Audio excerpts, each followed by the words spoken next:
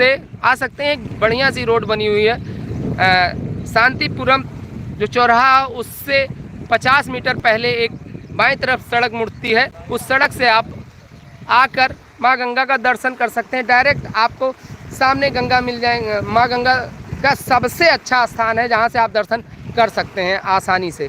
मुझे नहीं लगता कि शांतिपुरम बेला कछार के अलावा इस तरह से आपको मिलेगा। या तो फिर आप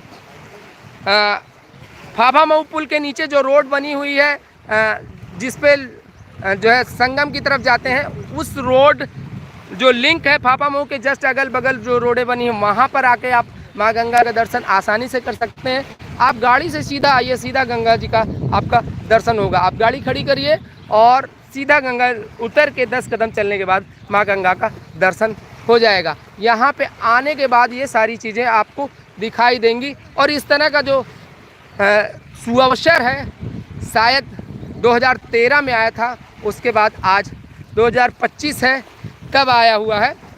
और धीरे धीरे पानी जो है लगभग बराबर बना हुआ, लेकिन जहाँ तक मेरा अंदाजा है पानी धीरे धीरे बढ़ ही रहा है, कम नहीं हो रहा है। और यह स्तर जो जहाँ पर वाटर मार्क लगे हुए हैं 85.5 से लगभग ऊपर है, 85 से 86 मीटर जो समुद्र तल से ऊंचाई होती है, उस ऊंचाई के लेवल पे पानी माँ गंगा में इस समय है। और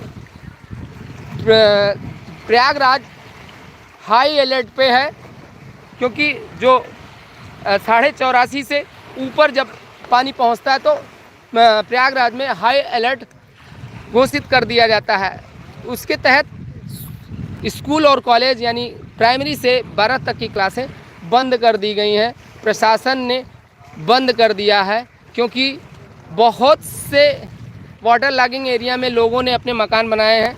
बता देना चाहूँगा, जैसे नयापुरवा है, राजापुर है, जो सलोरी है, गोविंदपुर है, यहाँ पे लोगों ने वाटर लॉगिंग एरिया यानी कि जो गंगा का बेसिन होता है उसमें अनथराइज अपने मकान बना लिए हैं, जिसकी वजह से माँ गंगा उनके घरों में घुस गई। बघाड़ा में कमोबेश स्थिति यही बनी हुई है कि लगभग एक मंजिल डूब गया है। और इसके अलावा आप आकर बेला कछार पार्किंग जहाँ पर बस स्टैंड बना हुआ था, सामने आप देखेंगे दूर जो दिख रहा है ये मकान, यहाँ पे जो है बस स्टेशन था। वहाँ पे भी सड़क से आप जो फाफा मऊ की जो टंकी दिखाई देती है और दाहिनी तरफ बाईं तरफ मुड़ेंगे तो आपको नीचे आते ही पूरा वाटर लॉगिंग एरिया दिखाई देगा। गंगा का दर्शन आप कर सकते हैं। शाम के टाइम वहाँ काफ़ी भीड़ थी।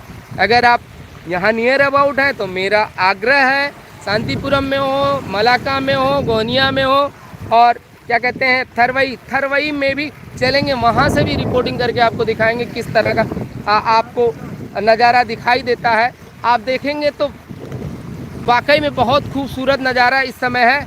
उनके लिए लगभग 99% 99.5 से एवब परसेंटेज लोगों के लिए ये सुअवसर है, लेकिन कुछ ही लोगों के लिए यह आपदा है जो वाटर, मैं बार बार कह रहा हूँ कि जो वाटर लॉगिंग एरिया में, रिस्ट्रिक्टेड एरिया में आपने अनथराइज मकान बना के रखे हुए हैं, उनके लिए यह प्रॉब्लम है। नहीं तो सभी के लिए सुअवसर है। माँ गंगा का दर्शन करें और इन लहरों का आगे आनंद लें। यहाँ पे आके बैठिए, आपको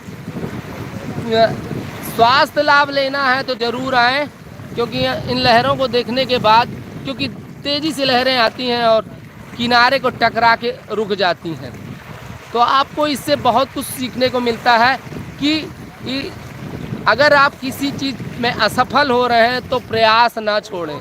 ये लहरें आ रही हैं तेज़ी से आगे बढ़ने के लिए, लेकिन तट से टकरा कर रुक जा रही हैं।